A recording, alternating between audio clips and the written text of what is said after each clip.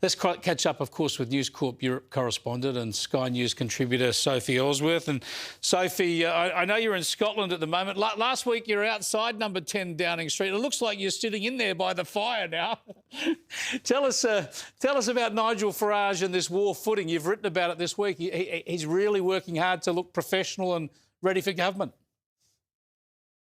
He is indeed, Chris. They are a slick operation, and there is no doubt they are pouring all their resources and energy into taking on the Labor government ahead of the next election, which is due here in 2029.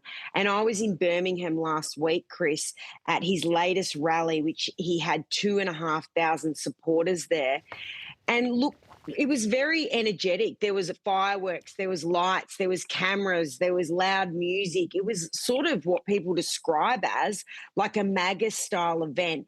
And he has got all the momentum here in the UK at the moment, Chris. He's leading the polls with 30% of the vote, ahead of Labor on about 22% and the Conservatives 19%. But I must stress he only has 8 MPs in the House of Commons, where there are 650 MPs. So if he's to win the next election, he has a lot of hard work to do yet. Yeah, now Keir Starmer's hanging on, of course, hanging on to the Prime Ministership. You would have thought if Labor get in much more strife, obviously what happens is they change leader and have a new Prime Minister firstly. Surely they wouldn't be rushing off to the polls themselves. By what sort of series of events you think could, what are the possibilities that could lead to an earlier election? Well, there's no doubt that Sir Keir Starmer is in a lot of trouble, and he had threats to his premiership last week. But that seems to have calmed down for the moment, Chris. But you've been in the political, around the political arena a long time. You would know this far better than me. But these things can erupt pretty quickly again, and often they subside and then they flare up again. So there are expectations that he could get rolled by his cabinet. But at the moment, they've come out in support of him.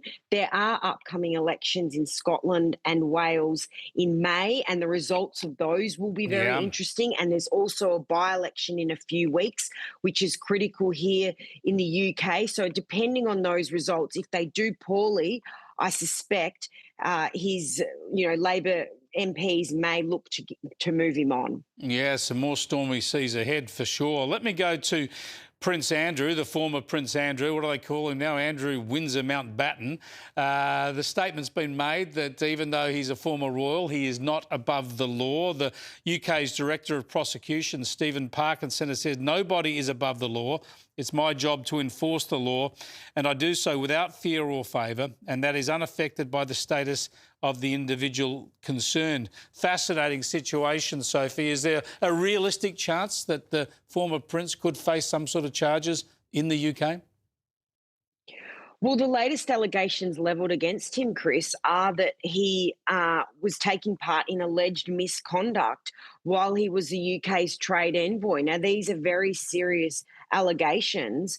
And yes, he would face the full force of the law if that is the case, if they interview people who were working in and around him at the time. And there is intense pressure here in the UK that he must be held to account. Just because he's a member of the royal family does not mean that he is protected, or should not mean that he's protected. So there is a lot of pressure here in the UK, and it's very damaging, Chris, for the royal family. There was a poll out just last week showing that support for the royal family is falling here in the UK. It's down to about 50%, and it's usually far higher than that. So there's a lot of momentum here in the UK that something must be done. And Andrew Mountbatten Windsor, who's always denied any wrongdoing, should be held to account. Just very quickly, Sophie, perhaps with Keir Starmer looking for a political win, he's looking to these social media ban, Australian-style laws that have been very popular here, and it looks like the UK might rush something through.